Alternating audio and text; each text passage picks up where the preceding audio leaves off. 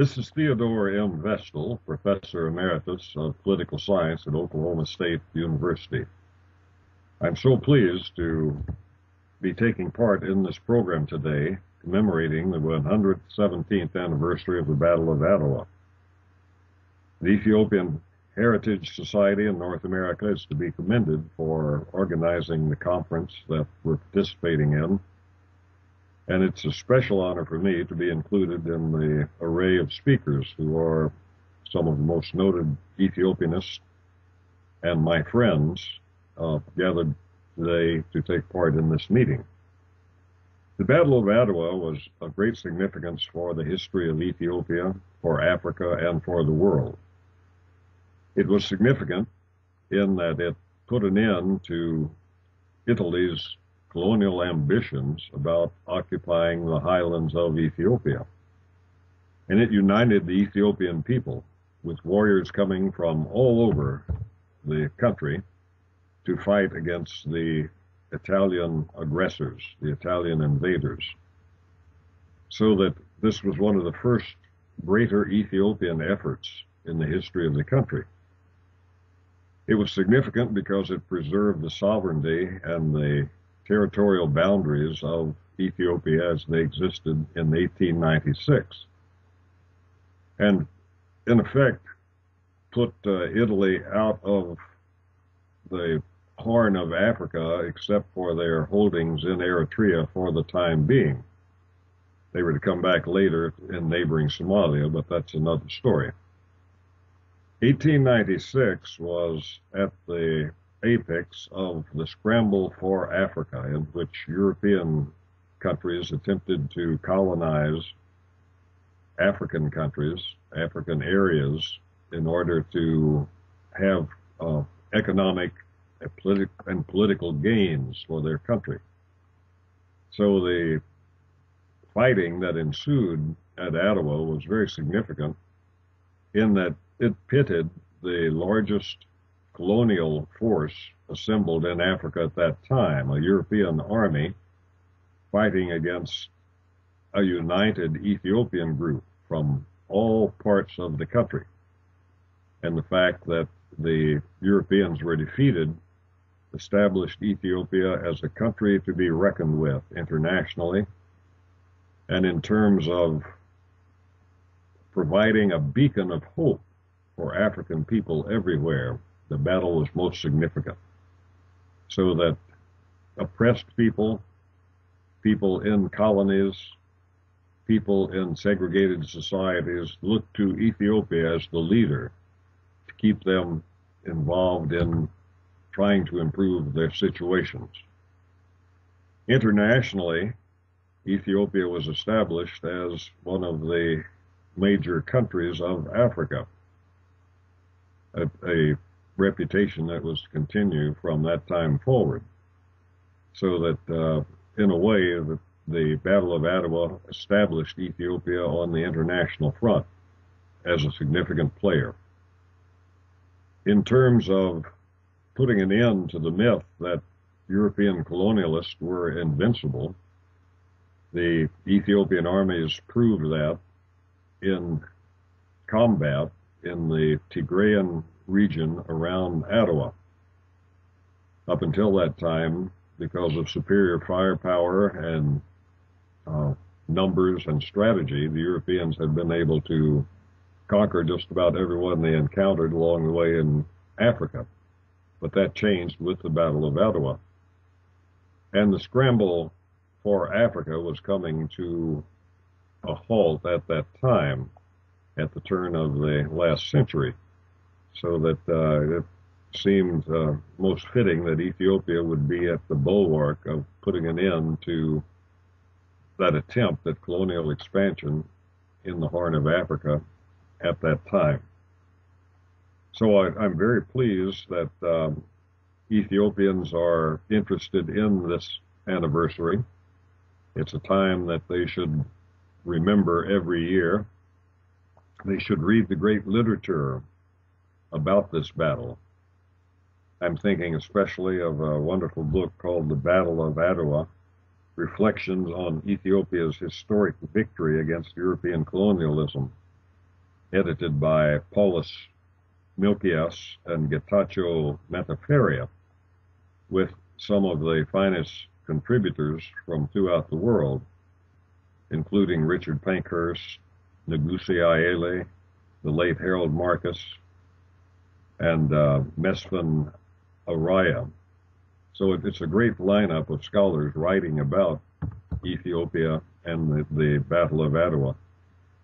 Also, I think young Ethiopian ladies should be reading Chris Rosenfeld's wonderful biography of the Empress Taitu, who, along with Emperor Menelik II, provided the leadership to the country during the Battle of Adwa.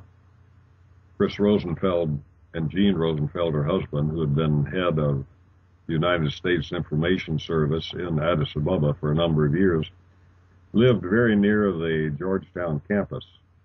And for some 12 or 13 summers in the 1980s and 1990s, I had the pleasure of teaching in summer programs at Georgetown, and the Rosenfelds invariably had me over for an evening of socializing with Ethiopians and Ethiopianists and getting caught up on what was happening in the world of Ethiopian studies. So Georgetown and Ethiopia has a special place in my heart. Also, it should be noted that the second winner of a MacArthur Foundation Genius Grant is currently teaching English literature at Georgetown University. So Georgetown is to be congratulated for maintaining this significant tie to Ethiopia and providing a home for people interested in learning more about that important part of the world. Georgetown, by the way, was the training site for the first group of Peace Corps volunteers who went to Ethiopia in 1962.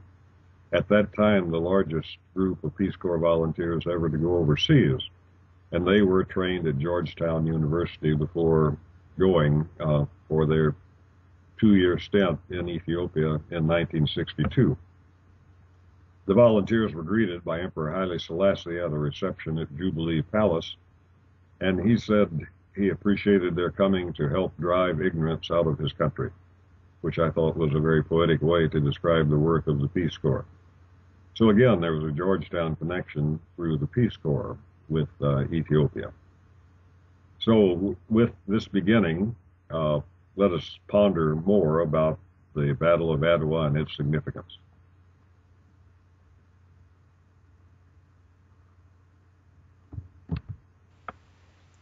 Okay.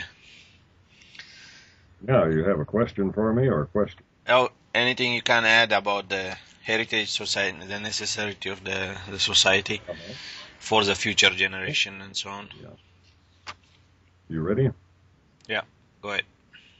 The Ethiopian Heritage Society in North America is making a major contribution to keeping alive the ideas of Ethiopian culture and society. And this is significant for Ethiopians both in their home country and in the diaspora, because I find increasingly too many young Ethiopians are not aware of the magnificent history of their country. They could start with looking at the geography, the sacred geography, if you will, of Ethiopia, looking at the great variety in the land and in the peoples of the country. Ethiopia having one of the highest peaks in all of Africa and one of the lowest points on earth, having a great variety of vegetation with jungle-like areas housing big game and deserts, and the beautiful highlands with some of the most fertile agricultural lands in the world, producing agricultural products and especially coffee, which has put Ethiopia in the forefront of the world economies. We also should be aware of the great history that the Heritage Society continues to preserve, going back to the beginnings of humankind with the discoveries of the remains of Lucy and Ardi out in the Afar region in eastern Ethiopia, the earliest known humanoids and the earliest ancestors of humankind coming from Ethiopia. And Ethiopia becoming a great melting pot of peoples coming in and out of Africa, going to Western Asia, across that very narrow watery way that cuts through the two continents, and it is a very short distance to travel, which allowed ideas and people and languages to fertilize each other, to make progress in all sorts of fields of endeavor and knowledge. And looking at the first great kingdom in what is now Ethiopia, the kingdom of Aksum, with its wonderful and mysterious stele or obelisk that are architectural wonders of the world. And the story dear to the hearts of Ethiopians of Aksum being the home of the Queen of Sheba, who went to Israel to visit with King Solomon the Wise, and came back to bear Solomon's child, who became the Emperor Menelik I. And with the story of Menelik returning to Israel and coming back to Ethiopia with the Ark of the Covenant, which is still part of the history and beliefs of Ethiopians, with its being in present-day Aksum. So this is a wonderful ancient history that all Ethiopians should be well aware of.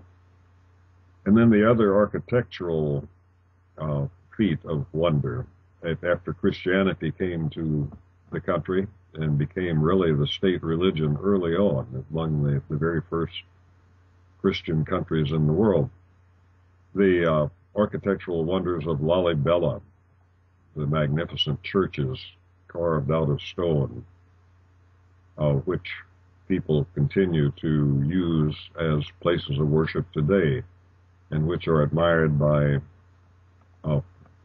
tourists and observers from all over the world. Ethiopia's significance increased over the years as its population grew and attempts were made to unify the people, with the great emperors of the country playing a significant part in creating a greater Ethiopia. One can think in modern times of the Emperor Theodros, who had an untimely demise in one of the most exciting adventures in Ethiopian history, with the Napier expedition coming from India, representing the British Crown, and fighting pitched battles at Magdala and other places in central Ethiopia. Then the Emperor Johannes continuing the work of Theodros with a united Ethiopia, and with his being slain on the battlefield while fighting the Mahdists. But he bravely resisted the Italian efforts to colonize Ethiopia. The Italians had come in during the 19th century by literally buying their way into ports along the Mediterranean, and eventually occupying an area along the coast of Ethiopia that they called Eritrea. And it was from that base that Italy, after it had become a united country, sought to expand its colonial empire. They wanted an empire going from the Mediterranean to the Horn of Africa. But this was to be thwarted first by the Emperor Johannes, and then by Johannes' successor, the Emperor Menelik II.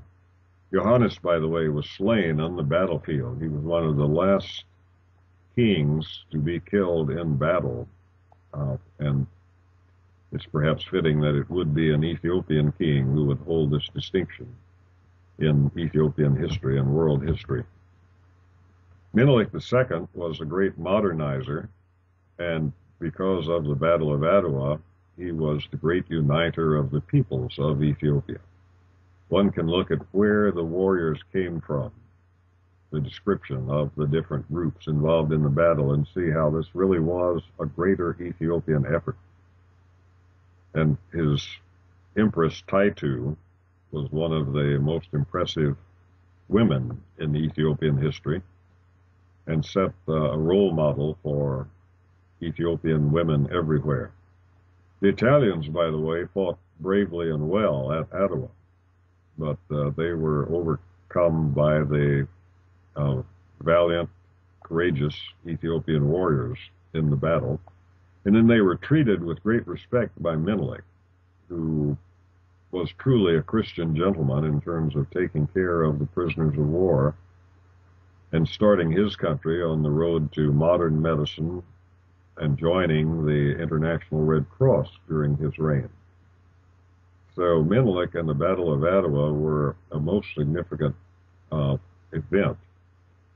In 1896, by the way, one can look at the United States and see a badly segregated society, the aftermath of the Civil War, and laws beginning to be enforced in southern states, providing for separate but equal facilities for people of different races.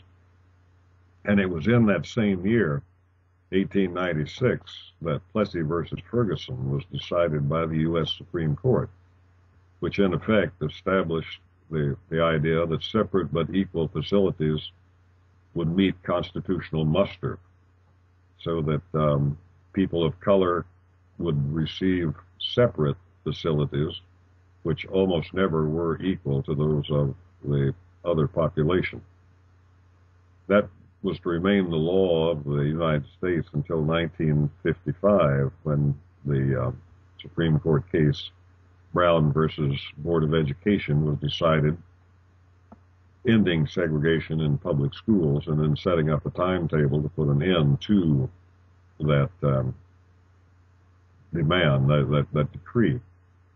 So the world was changing, and Ethiopia was part of that change. Then Menelik eventually was succeeded by the Emperor Haile Selassie, who continued to unite the people, to bring present-day Ethiopia into a more modern setting. His plans, his progress, were thwarted by an Italian invasion, which was one of the legacies of the Battle of Adwa. The Italians suffered psychic damage by losing to the Ethiopian armies in the Battle of Adwa, and some people in the country longed for revenge. When Mussolini and the fascists came to power, they decided that it was the time to bring about that revenge, and they set about establishing a cause for going to war, which they did with the Wall Wall incident in the mid-1930s, which led eventually to Italy invading Ethiopia. Both nations, both Italy and Ethiopia, were members of the League of Nations at that time, another important achievement of Emperor Haile Selassie in getting the Ethiopian country as a member of the League of Nations.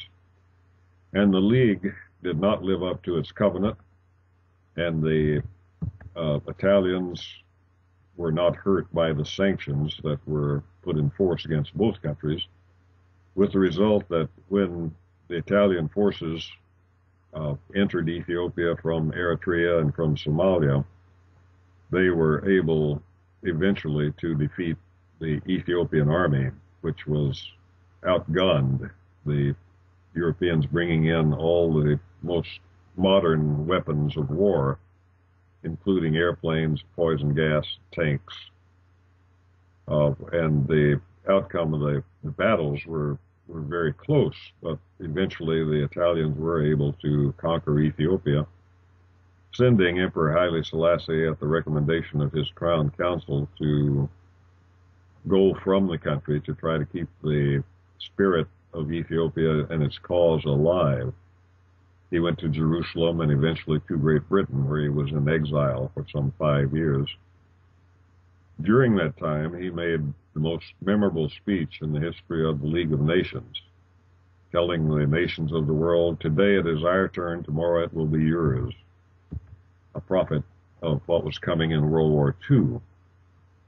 The League did nothing meaningful in response to that, so that the emperor sat in exile in London and in Bath in Great Britain until Italy made the mistake of declaring war on Britain, at which point Britain became more interested in liberating Ethiopia and sending Emperor Haile Selassie back to lead patriots in fighting the Italian troops. This indeed proved to be decisive, and the Italians were defeated by British Commonwealth troops and Ethiopian patriots in the first victory for the Allies in World War II. This is something many people forget. The emperor returned in triumph to Addis Ababa, but he had to chafe under British domination until the end of World War II.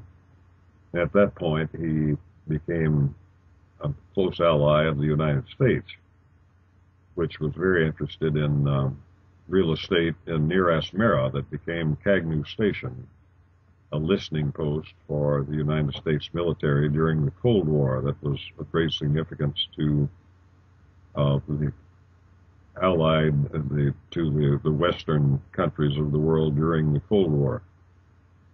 So the emperor became a great friend of the United States, and also became the leading light in Pan-Africanism, which could be traced back to the Battle of Adwa in terms of the people of Africa having common interests, common desires. And Haile Selassie then became the godfather, if you will, of the Organization of African Unity, which was set up with a conference in Addis Ababa, and became the first major all-African organization, which continues in a slightly different form to the present day. So again, the Battle of Adwa was part of the legacy that came down to us to the present time in terms of African organization and Pan-Africanism. So it's an amazing story which all Ethiopians should be aware of, and one wishes that all Ethiopians would have an opportunity to read the great books written about the Battle of Adwa and about their great leaders and about the great history, culture, and society of the country. Ethiopia today has an opportunity to live up to the expectations created by the Battle of Adwa, to continue to be a beacon of hope and a model for all of Africa. The country has recently lost its prime minister, and the new prime minister is in a wonderful position to change course in terms of opening the country more to ideas and influences coming in from throughout the world. So one can hope that democracy will flourish, that the democratic deficits of past years will be forgotten and be overcome, and that human rights will be progressively honored and admired within the country. So I wish the best for the new government of Ethiopia and hope that the Battle of Adwa will inspire them to live up to the idea of Ethiopia as the beacon of hope for oppressed people everywhere and for providing leadership to the African continent and to African people everywhere. So good luck and God bless.